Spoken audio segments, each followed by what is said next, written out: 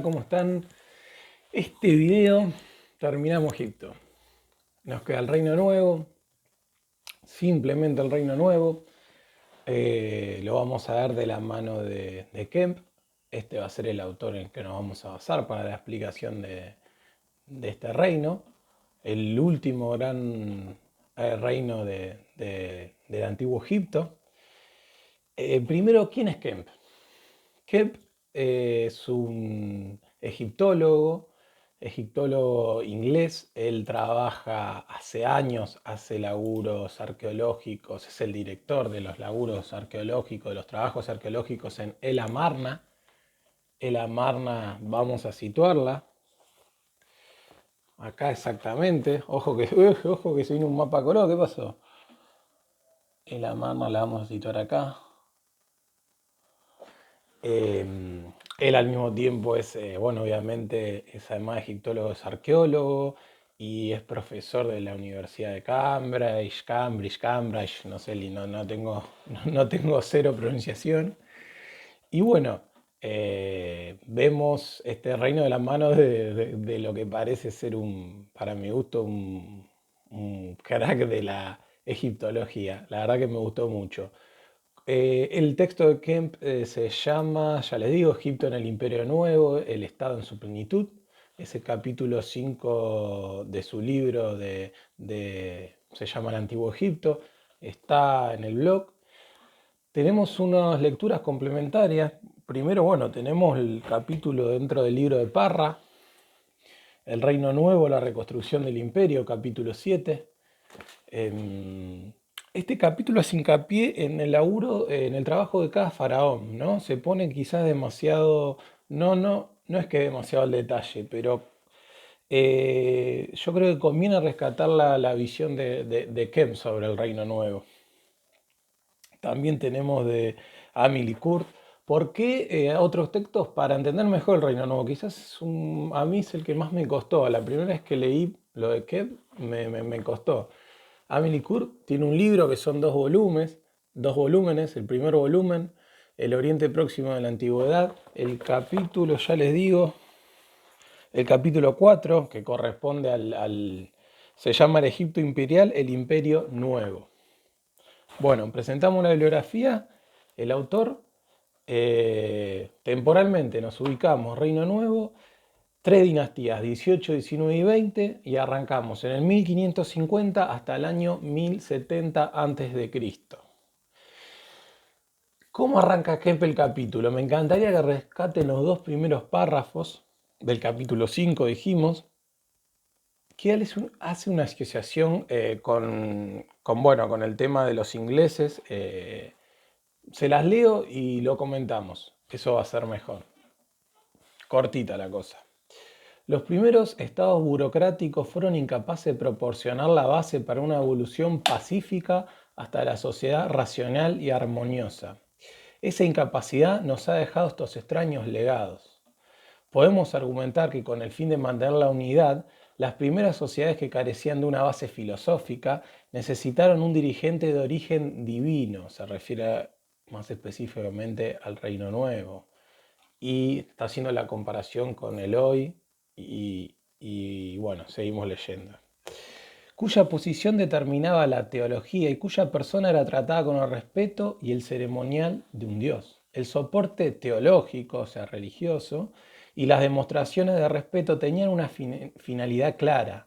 La autoridad del gobernante era absoluta, quedaba fuera de toda duda, y la amenaza de la subdivisión o la pluralidad solo estallaba durante las guerras civiles.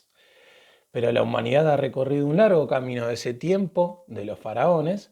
Entre nosotros y los antiguos egipcios se tiende una historia larga y compleja, de evolución del pensamiento político y de diversas formas de gobierno, algunas fundamentadas en filosofías que no derivan de la religión. No obstante, mientras que la sociedad anfitriona ha cambiado, las formas y el boato en torno a la autoridad de un gobernante de origen divino han mostrado una capacidad extraordinaria para adaptarse y seguir existiendo, a menudo contando con una gran aprobación.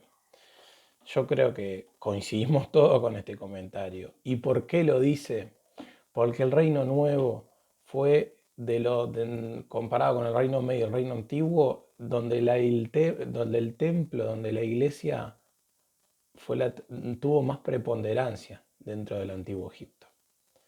Ahora, entremos en la explicación del Reino Nuevo y entendamos por qué la iglesia tuvo esta importancia. Lo veníamos hablando, recuerden que el final del segundo periodo intermedio y este conflicto entre los Hicsos y los tebanos lo definen la iglesia, el templo, que puede obtener los recursos ya que mantenía su influencia sobre el mundo campesino. Y los faraones, la élite del mundo tebano, lo que hizo fue meter su gente dentro de los templos y así, bueno, poder volver a reunificar Egipto y dar paso al reino nuevo. Este reino que arranca en el 1550 y que va a establecer una serie de características. El autor se va a referir a que es un reino con una gran labor constructiva, ya que con una gran labor constructiva de templos es donde nos vamos a encontrar, por ejemplo, con el que después vamos a hablar mucho de él, con el templo de Luxor, el templo de Amón. Miren hoy en día las ruinas, esta imagen, esto es lo que quedó hoy en día. Es increíble sería visitarlo, ¿no? Metimos una imagen, por fin. No hay edición, pero por lo menos le metemos garra. Bueno, volviendo. La labor constructiva de templos van a legitimar al faraón como héroe de guerra. Tebas va a ser la ciudad ceremonial, no va a perder poder político en todo el periodo, aunque esta ciudad va a ser destruida para luego ser reconstruida a lo largo del Reino Nuevo. ¿Qué van a hacer los templos? Los templos van a ser las materializaciones de los logros para que la gente, ¿qué? Para que la gente lo vea y lo aprecie.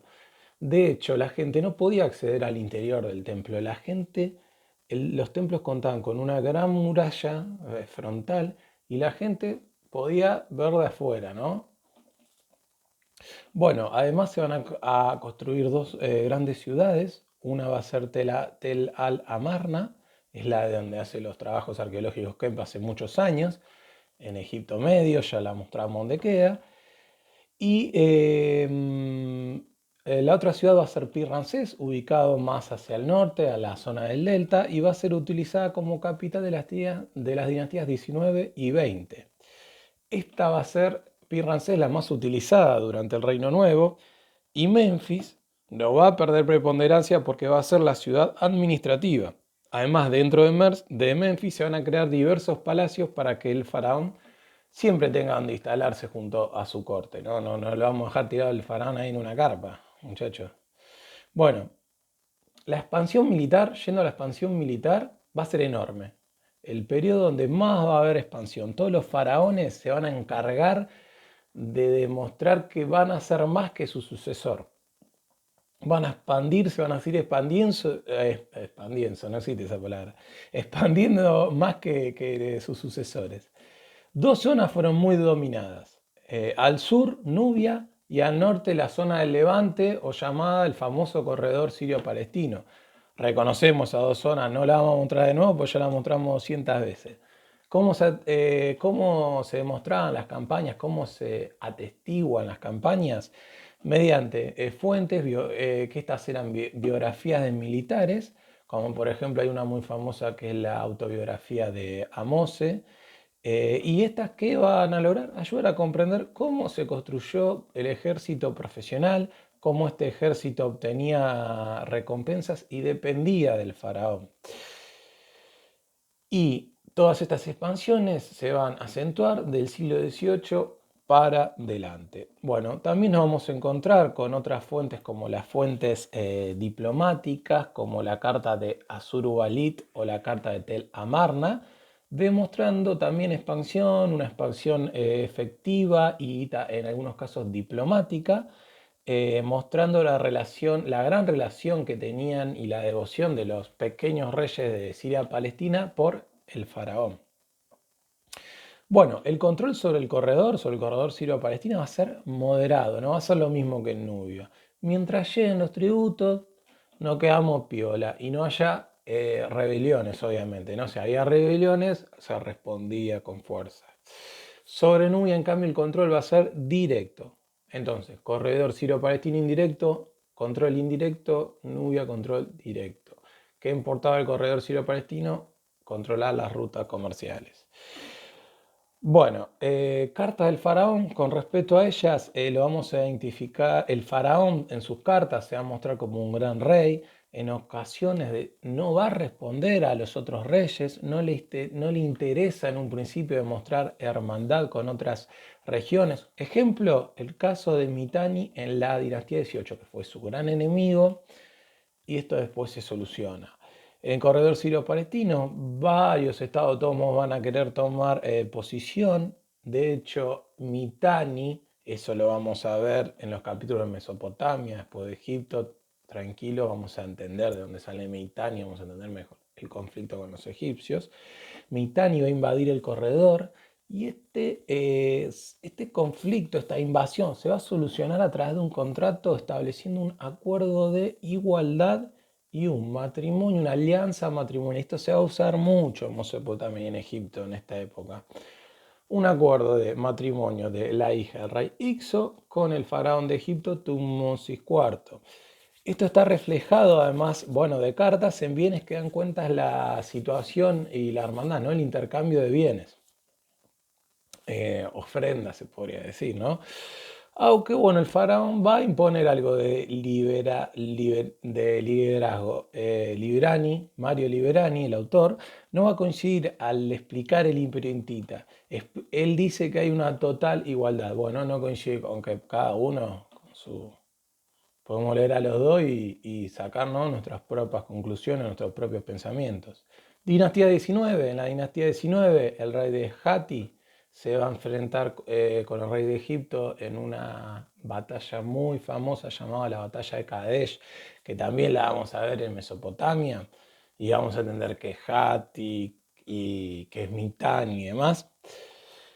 Bueno, esta guerra no fue preponderante para ninguno de los dos reinos. Hubo caídas de ambos lados y el rey de la zona de Asiria va a acechar a Egipto, va a acechar la región, pero también en este caso los matrimonios diplomáticos dan cese a las hostilidades.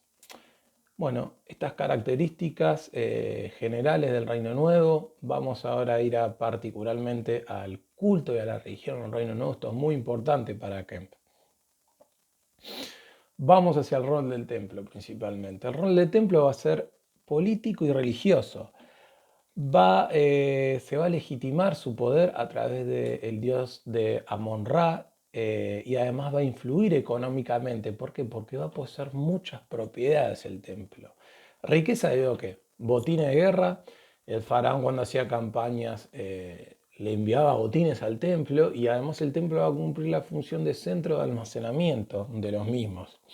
El templo de Karnak va a ser el más reconocido. A ver si ahora lo marcamos en el mapa. Esto va a presentar, como dije, va a presentar un aspecto oculto. No todos van a poder tener acceso a este. Bueno, la función que va a ser del templo, separar al templo con el mundo exterior y mediante esta muralla que explicamos, que separa el mundo exterior, va a ser su demostración pública, esa muralla. La gente va a realizar su rezo de afuera y los templos van a parecer fortalezas. ¿Y cómo van a hacer su aparición los templos? Mediante fiestas públicas, como por ejemplo una muy importante, la fiesta de Set, la fiesta del Valle, la fiesta Opet, la salida del templo de barcas sagradas. Estas distintas fiestas van a ser la aparición material, ¿no?, del templo. La sociedad no podía acercarse a las murallas. Los templos, la fiesta del Set, por ejemplo, representaba la legitimización del faraón. Eran como fiestas políticas, ¿no? Porque ¿quién da contra una fiesta? Se daba alimento a la gente, se festejaba, se la pasaba bien. Era como un arma de legitimización para el faraón. De hecho, la fiesta del Set se hacía a los 30 años del cumplimiento del mandato de la campaña del faraón, pero hubo faraones que la hacían antes de los 30 años para legitimarse. Las ofrendas del templo la producían a través de centros productivos, tenían sus propios centros productivos y además, bueno, las riquezas entregadas a los dioses venían de los diversos recursos de los egipcios, que era tierra de cultivo de cereales. Al templo se le tenía que pagar 30% del 100 producido. Estamos ahí, el IVA, ¿cuánto pagamos? Bueno, ¿con qué contaban además? Recursos minerales, recursos comerciales, hasta tenían barcos con comerciaban los templos, o sea, no se perdían de ninguna. Por ejemplo, el templo de Amón de Karnak, que mostrábamos la foto antes, explotaba directamente las minas de oro. Bueno, mediante la reversión de ofrendas pagaban al personal dependiente del templo, tenían personal propio. Los registros de la época muestran al templo como una institución económica independiente que funcionaba, se puede decir, la relación con el palacio era simbiótica. Yendo a los monarcas, bueno, los monarcas mantenían a los templos y las modificaciones de los templos requerían de su previa autorización. La economía causaba excedentes superior a las necesidades, como decimos, por eso los templos funcionaban como centros de almacenamientos. En caso había épocas de malas cosechas y bueno, ahí el templo aparecía, ¿no? y aportaba. Y también alimentaba a la milicia, ¿no? La milicia hacía campañas y necesitaban juntar alimentos para irse al extranjero. Eran campañas largas, había que cubrir mucho territorio. Entonces, ¿qué eran los templos? Los bancos de reserva del momento, dice Kemp.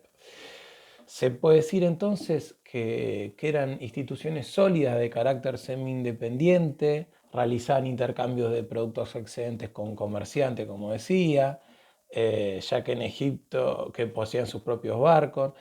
Entonces el autor Kemp dice, esto me encantó que dice, ¿con qué nos encontramos en el Reino Nuevo? Con un estado clerical.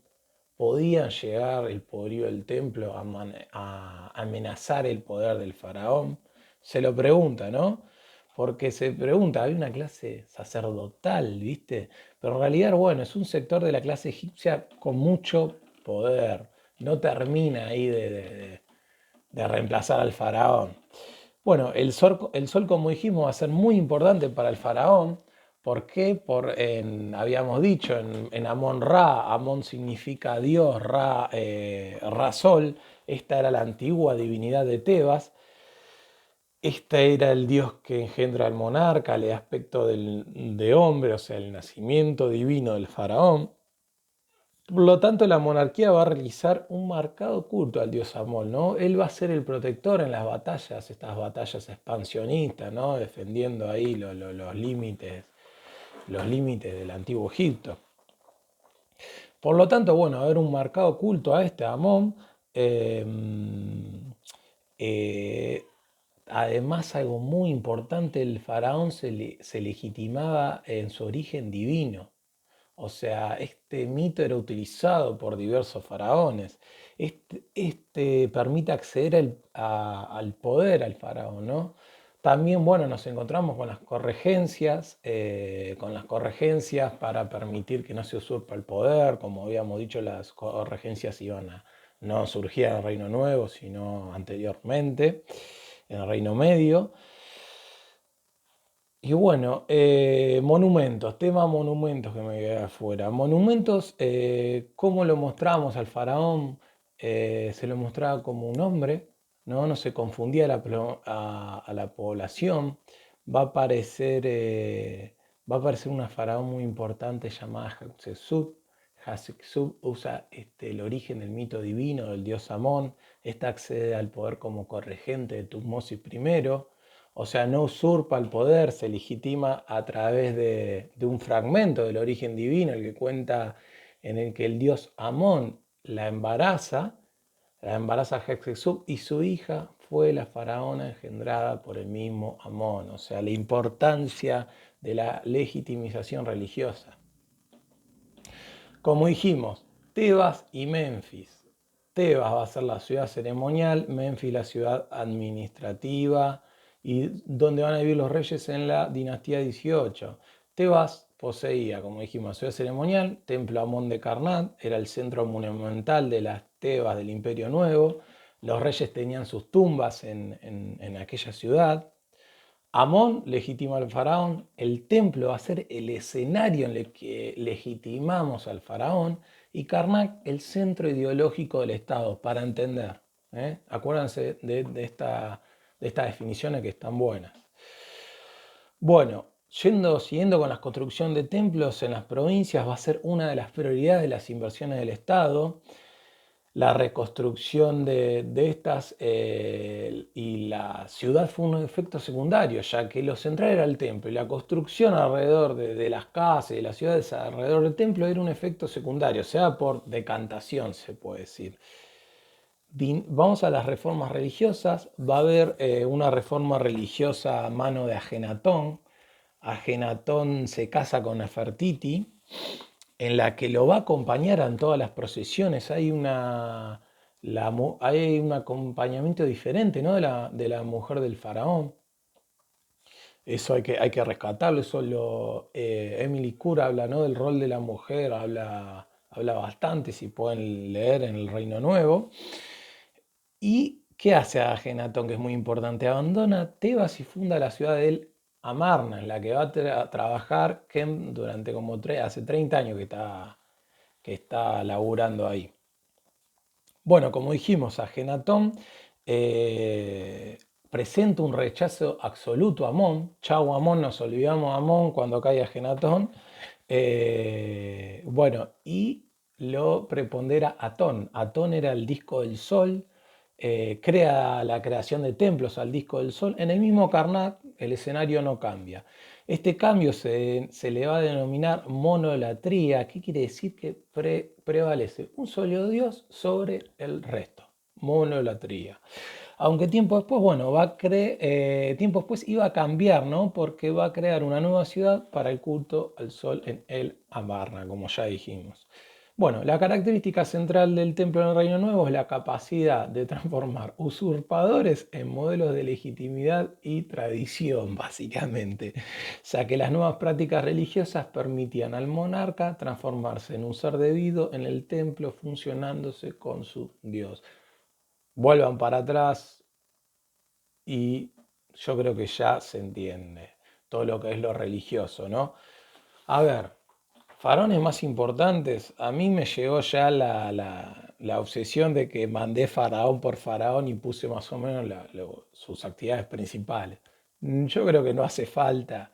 Se abre con Amós, el Reino Nuevo, él es el que unifica el estado de Tebas, en Tebas se expande a Nubia, le sigue Amenhotep I, se dedica a expandir Karnak, no es importante. Tutmosis I se sigue expandiendo, pasa a la tercera catarata, ¿se acuerdan las cataratas que las marcamos?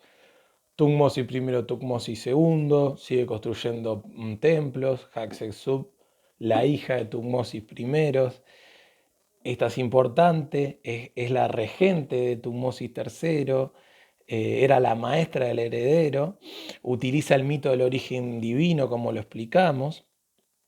Esta es importante. Tutmosis III, Amenhotep II, Tutmosis IV. Tutmosis IV es el que realiza una alianza matrimonial con la hija del rey de Mitanni. Amenhotep III, este celebra las fiestas de Set, se casa con una princesa de Babilonia. Ajenatón, muy importante, lo explicamos recién, se muda a la Marna. Tutankamón no es importante. Tutankamón es muy reconocido en el mundo porque es el único faraón que se encontró su ajuar funerario intacto, su tumba intacta, y de ahí se pudo rescatar un montón de cosas, pero no fue tan importante. Y el faraón que le da final al Reino Nuevo, Ramsés.